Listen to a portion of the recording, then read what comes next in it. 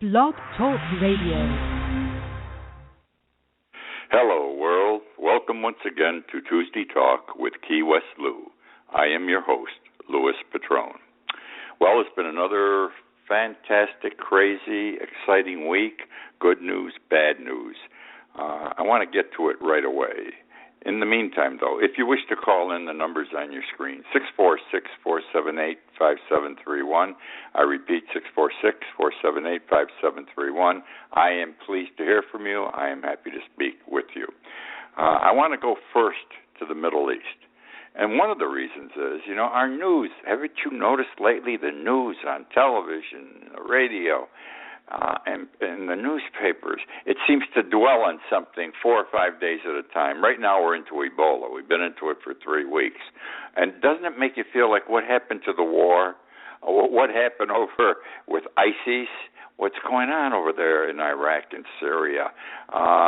What happened? We don't hear about it anymore. There's a World Series. We don't hear about that too much either. We seem to dwell in this country on one thing at a time. So the thing we're into right now is Ebola. It's important. It's serious, but there's other news out there. And I wish to start this evening show, not with Ebola. I'm going to get to it at some point, but with the Middle East. Now, did you ever wonder why people in the Middle East fight? The Muslims, they fight all the time. They've been fighting for thousands of years. They fight with each other. They fight with outsiders. It's a religious thing. We all know that. Their religion, for some reason, as they interpret their Koran, and I'm not saying it's interpreted correctly, but they believe they must fight, they must kill, women are to be subjected, they're second-class citizens, et cetera, et cetera. And why do people join? And I've always thought, and I'm sure you have thought also, that people join for religious reasons. Not with ISIS. You heard me. Not with this new group, ISIS. These are Muslims of a different breed. Okay? And I've just said it. They're not joining not necessarily because of religion. They're joining, it is turning out, for sex and aggression. Sex and aggression. What do I mean by sex? Well, they don't normally get women easy over there, apparently. Whether you're a fighter, not a fighter, farmer, easy. So all these young guys, and they are primarily young guys, these ISIS fighters, they would like to have sex on a steady basis. The leaders of ISIS are aware of this. They recognize this natural need, okay, this natural need. So what they've done is set up a situation whereby they provide wives and or girlfriends and or sex slaves. And here is how it works. The single women, young girls primarily, because these are young guys, they go to a center area someplace, wherever that ISIS calls for, and they sign up to be married. They sign a list and say, I want to get married, and my name is Mary Jones. And the ISIS people, connect them up with a particular guy, a particular fighter. And these two get married. Now that fighter has sex on a regular basis. I mean, he's got it made. He's got whatever young guy's looking for. But just because he's Muslim does not mean he does not want or consider sex. Now, that, with the women signing up, applies except for Iraqi women. For some reason, ISIS hates Iraqi women, and Iraqi women are generally captured, and we know that, and they're held, and if a fighter, an ISIS fighter, does not wish to marry, they will give him, free of charge, a sex slave. The Iraqi women are used as sex slaves. Now, he's still getting his sex. He's got this woman living with him, but the relationship's a bit different. It is his sex slave. Well, that's interesting. Now, they're aggressive. Young men are all aggressive. They got their testosterone flying when it comes to sex. They got their testosterone flying when it comes to fighting. And they're giving vent to this natural inborn aggression because they're out there fighting every day for the cause. But it's an organized cause. And being organized is like belonging to a team, a club, a fraternity. These young people now, these young fighters, have a place to be, and they belong to something that is real, that is obvious, that is respected, that is feared. It's like the street gangs in Chicago, New York. Same thing. They need to belong, and they belong, and this is another big thing. And on top of it all, they get paid. ISIS is smart. They say, well, we don't have boundaries. It's not really a nation. It's coming together like a nation. We just don't have the geographical boundaries. But ISIS is running itself like a company, like a country, like a corporation. Okay? And what they do is they pay their fighters. ISIS has a ton of money. These guys never got paid before for going out and killing and fighting. Now they do. And ISIS gets the money because, number one, they are taking Iraqi oil from the oil fields they control and selling it on the black market. They're taking in $1 million a month, ISIS, $1 million a month just from illegal oil sales. They rob banks every place they go. They lucked out, and where is it, Moscow or Moscow? I'm not pronouncing the city's name right. They went to a bank that had $240 million American money in the bank. They took that. They go to merchants in every city. They go to the merchants, and they say, look, you're going to pay me every week. I don't care what we call it, a protection fee or what, but you're going to pay me every week X number of dollars. And if you don't pay me, we kill you and your wife and children. Very simple. So people pay up. They're not going to fool around. This is like the mafia from the 1920s and the 1930s. So what I am saying is these people get paid. The ISIS fighters today are getting paid. They belong to a group, and most importantly, they're getting sex, and it's all organized for them. What could be better? This is better, let me tell you. This is better than dying and going to heaven and you got 21 virgins or 19 virgins. These guys are getting their virgins here on earth. They don't have to die to have sex. Okay, let me stay in the Middle East again for a moment. I want to go to Afghanistan. I think the whole Middle East has been nothing but a black hole for us for the last 20, 30 years.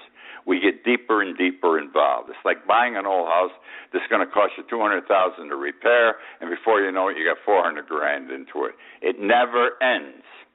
All right, we're going to Afghanistan. We're fighting 2 wars. We have fought 2 wars in Afghanistan. Each has been a failure. One was a military war, 10 years. We didn't win the war. We can say we're withdrawn. We taught them democracy. They're going to protect themselves now. They don't. These people don't want to fight. They run the other way when the enemy comes in. Democracy doesn't mean anything to people who have not had democracy all their lives. They don't follow the rules once we're gone. The tribal leaders come out of the woodwork, and they're back where they started before the war. So they have that. And we've spent billions of dollars, if not trillions of dollars, in Afghanistan over a 10-year period, and we have squandered and wasted many American lives. More importantly, many American lives. Well, there's another war going on over there, and it's the drug war. Recall, be aware, if you're not, that the big product I'm laughing as I say this because what I'm telling you sounds so stupid. The big product in Afghanistan is opium. Opium. The farmers in Afghanistan, through the war we had over there for 10 years, 11 years, and even now, they plant opium. 75% of the work production in Afghanistan, 75% is to grow opium. All right? Now, this year, before I get to this year, we've had a major drug war in this country for over 50 years. We've been fighting drugs on the streets, and we've been very unsuccessful in stopping opium, marijuana, heroin. It's all over the place. And so our leaders thought, well, let's go to where the stuff comes from. We know opium comes from Afghanistan. We're going to go over there, and we're going to stomp it out there, the growing of opium. And once we do, there won't be as much opium coming into this country. We'll start winning the battle against drugs. Well, it turned out that we're losing the opium war too, the drug war. And the reason is, and this says it all right now, it was recently announced that last year's production of opium in Afghanistan was at a record high level. You heard me, a record high level. 516 planted acres. 516 planted acres. That's not a lot, by the way. 516 planted acres yielded $3 billion. $3 billion. Ain't no way we're going to stomp out opium growth, opium production in Afghanistan. This is the best thing the people have there. It's the easiest way and it's the best way. There ain't no other way. I got to put it that way. There ain't no other way for them to make the kind of living that they're making growing opium. They did it during the 10-year war. They're doing it now, and they just had their best year ever. Let's now go to Switzerland. I talked last week about Monsanto and our GMO king, genetically modified organisms. And Monsanto's got problems on their hand all over the world right now. Central America, South America, the European Union, Asia. Nobody wants Monsanto because they're learning. Over a period of time, people have learned that the genetically modified organisms are not healthy. And people are going to get sick and are getting sick and dying already. Their herbicide Roundup turned out to have bad stuff in it, which was contaminating the seeds. And everybody's saying, get this crap out of my country. That's simple, okay? Now, I mentioned last week that one of the other giants, there's 4 or 5 giants like Monsanto, is Syngenta, which, again, is a Swiss biotechnology giant. And they're into genetically modified organisms, and the big item with them is corn. Understand that corn is a worldwide trade item. It may be one of the most important food products produced worldwide because everyone grows corn, eats it, and or ships it all over the world. Well, in the past 3 months, 3 lawsuits in the past month, not 3 months, in the past month, 3 lawsuits have begun in the United States, in Illinois, Iowa, and Nebraska against Syngenta. These are farmer class actions in each state, a farmer's class action. And what they want is the court to say no more GM use in our country as to corn. The farmers in those 3 states, some grow corn using genetically modified organisms bought from Monsanto, Syngenta, and a bunch won't. They're still growing it naturally without the genetically modified seeds. The groups that are growing the corn without genetically modified seeds are the ones that form these class actions. And the reason they want the court to stop Syngenta from producing GMO corn is the following. They supply, these 3 states, Illinois, Iowa, and Nebraska, supply a ton of corn every year to China. China's their biggest customer. Well, China just said, we don't want your corn anymore. In fact, we don't want any corn from anyone in the United States. And why did they say this? Because China, their food sucks, we know. We get sick on the stuff we import from them. But they are aware that genetically modified foods are not healthy, and they don't want them in their country. And the problem with the corn is the corn that is naturally grown and the corn that has the GMO seeds, once harvested, are combined together. And you can't tell which one is GMO and which one is natural for shipment and sale. Okay. And China says, we don't know. We know there's good corn in there, but we don't know which is which. So we've got to say to all of you, no, we don't want your corn. And these farmers who have stayed straight and true are getting screwed because their corn is commingled to be sold over there. And the other problem is, now because China is not buying the corn, what happens? You have a big supply. You know from economics that when you have a big supply and a smaller demand, the price goes down. So the price of corn, the price they get for their corn, the farmers in Illinois, Iowa, and Nebraska, is depressed. And that's the story about Syngenta, another company like Monsanto. I don't know if the world's going to beat Monsanto and Syngenta. These are powerful, rich companies. They don't care. And I'm going to say something else. They have the government of the United States behind them. Just look at the laws. They call it Monsanto law that supports Monsanto, and you will be shocked to see the power that has been given to Monsanto by our Congress and our presidents.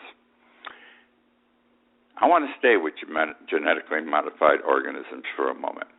I mentioned last week when I was into this Monsanto thing, and this, what I'm going to say and did say, does not necessarily apply to Monsanto. But it has been predicted in from several sources that by the year 2017, we are going to have a genetically modified man. They are going to create a human being, in effect, using these biotechnical seed techniques, and they're working on it now in the labs. And you may have thought I was crazy, and you think I'm crazy now. But let me share with you this. You remember Frankenstein? He made a man. This Dr. Frankenstein was crazy. He created the monster, the Frankenstein monster. Well, Frankenstein walks amongst us today also. There's a Dr. Frankenstein out there, many of them. And here's the story. These companies, these biotech companies that want to make a man, have already made animals. 7 different animals have been made using genetically modified organism seeds. Would you believe it? There's Dolly the sheep. I remember that one several years ago. But now they've created a dog. They've also created chickens, lots of chickens. And they're creating them because they want to give them to the people like, I assume, Purdue and everybody else, the big companies that raise chickens to sell to us. And the chicken they created in a laboratory. This is chemically created chickens. They're not using, fertility. They're not using fertility seeds. They're not using sperm. They don't have an egg and they don't talk about ovulation. They're doing it with chemical means in a lab. The chickens are bald. They don't have that hair on top or that feathery stuff. And the reason is they've been created that way is because in many of the places where chickens are raised, it's warm. And if a chicken's warm, it doesn't reproduce enough, it doesn't grow as fast. So they figured if we produce a chicken or create a chicken without hair, anything on top, we'll get better chickens quicker. And that's what they did. They've also engineered GMO goats. They've made goats. These things, by the way, look like goats, look like a dog, look like chickens, except for the hair, look like sheep.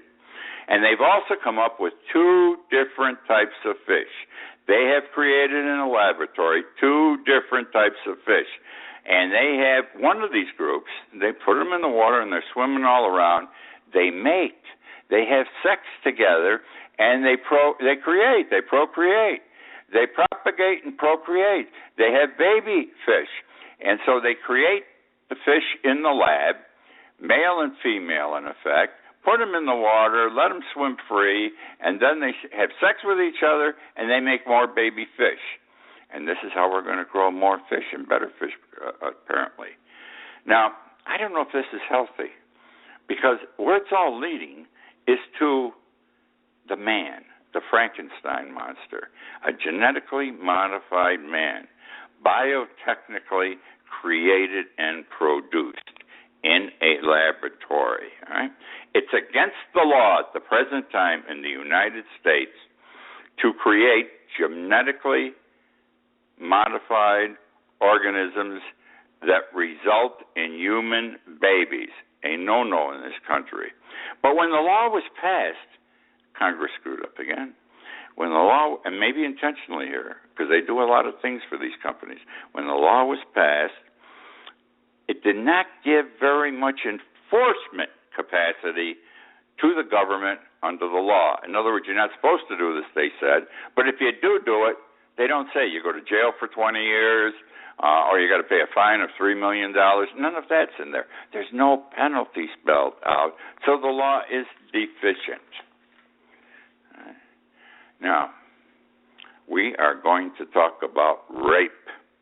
3 years ago on my television show, I spent almost a whole show talking about rape in the United States, how we don't prosecute these cases. Do you know, are you aware that in the United States, we only prosecute 3% of the rapes that happen every year?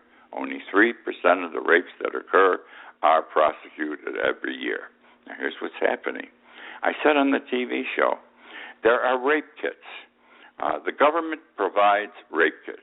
Every state has rape kits now, and it's got directions. You take the sperm in the woman, you take the DNA under the nails, all the things that have to be done to have a successful rape prosecution.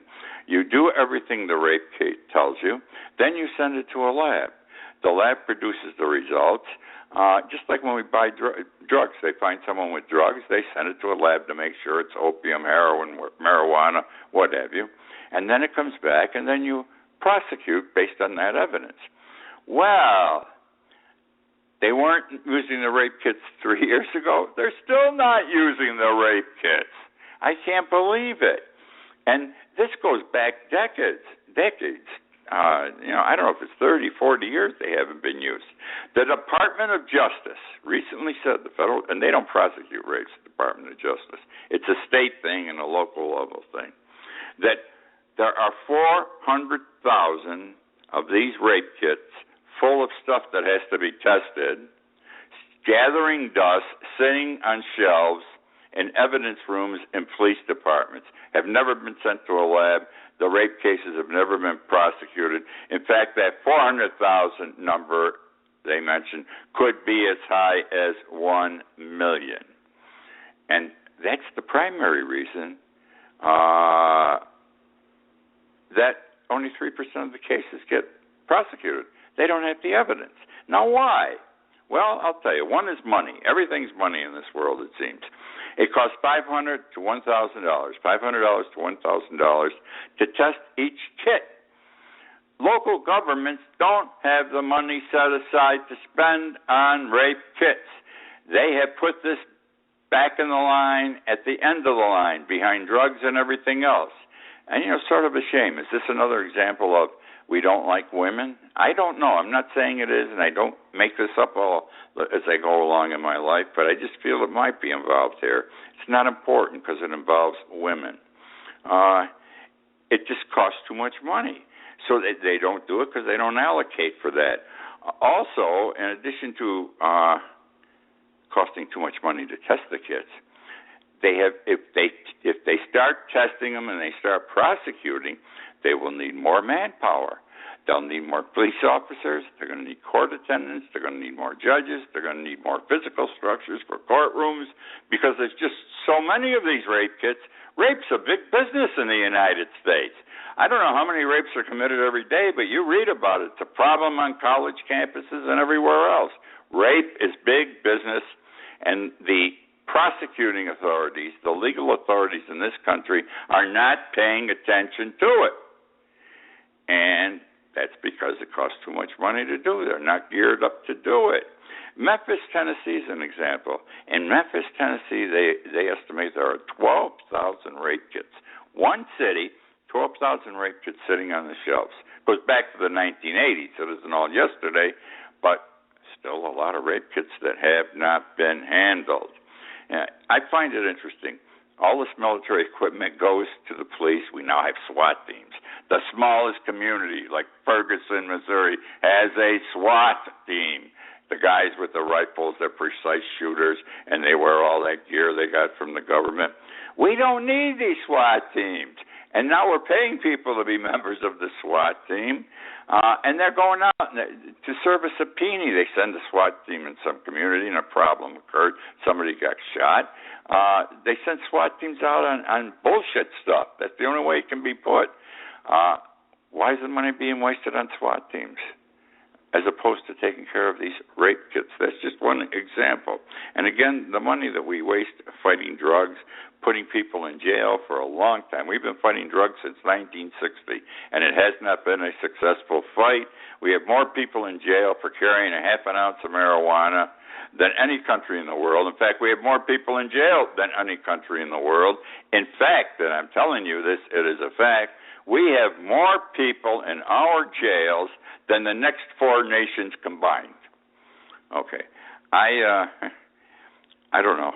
I think we're a screwed up society many times, and this is just another example. Janet Yellon, we're going to talk about money for a minute. Janet Yellon, she is the chair of the Federal Reserve System. Big job, big deal, first woman chair. Big job. Don't think she's friendly. She's a banker. So we put this all in proper perspective. She is a banker. But at a talk last week, she said something that shocked everyone. Her audience were bankers. It shocked her audience. But she's like the Pope all of a sudden. She's talking about things that their people don't want to talk about, their people being an immediate hierarchy. She told the bankers at this meeting, she announced, publicly she said this, the average net worth of 62 million households is $11,000. 62 million households in the United States, the average net worth is $11,000. What a disgrace. This is terrible. These people are working 2 and 3 jobs, husband and wife, can't send the kids to college, can't afford to buy a house, can't pay the mortgage, losing their house, can't buy this, can't buy that. The middle class is gone, and she's telling, before it wasn't 11,000 net worth. You know, to go back 20 years, the net worth was pretty good for the middle class. The middle class has been destroyed. The bankers she's talking to are taking home bonuses of $20-40, some of them $200 million a year. They're making money like no one would believe. And she's telling them there are people out there, and we've got to be concerned about them because, you know, you can't have people out there making so little and accumulating so little while there's a group on the other side that's accumulating a lot and it's getting very rich. Good for you, Janet Yellon. We're going to go to Ebola. Ebola, not the way they've been talking on TV. Here's an issue that's come up that is not getting much attention. By the way, if I seem to talk about things that we don't hear on the television in the United States, hear on the radio, or see on TV, hear on the radio, and read in the papers, it's because I get a lot of my news from the British press, British TV, and from European newspapers, and Canadian newspapers. I want to tell you something, friends. Canadian newspapers, I think, printed as it is, they tell me more about my country than papers and TV in my country do. In any event, Ebola. The question has come up. Is Ebola a naturally not created, born disease, virus, or was it created in a lab someplace and got out? You say, why do you even raise this? Well, it turns out that one of the first people, if not the first governments rather, to get into Ebola was Russia 35 years ago under the Soviet Union, and they continued after the Soviet Union fell. They have laboratories where they're into biowarfare, create chemicals that are going to kill, and they got into Ebola. And now they sent some of this stuff. This is documented to Western Africa. And did this get out? That's the question. Did this stuff really come accidentally get out, not intentionally? Or is it naturally born? There are scientists on both sides, and the issue is being talked about at the present time. That is the show for this week. I thank you again for joining me. Come back again next week. Tell your friends to listen in. I know most of you do not catch it tonight, Tuesday night at 9, but you listen to the archive version during the week or on Facebook and Twitter. I am all over the place. I want to share with you again that I wrote a book. I tell you every week, The World Upside Down. The World Upside Down by Louis Patrone. You can find it on Amazon.com and BarnesandNoble.com. If you like the show and what I say, you will like the book. If you don't like the show, don't buy the book. You will not enjoy it. Thank you again for joining me. I look forward to being with you next week.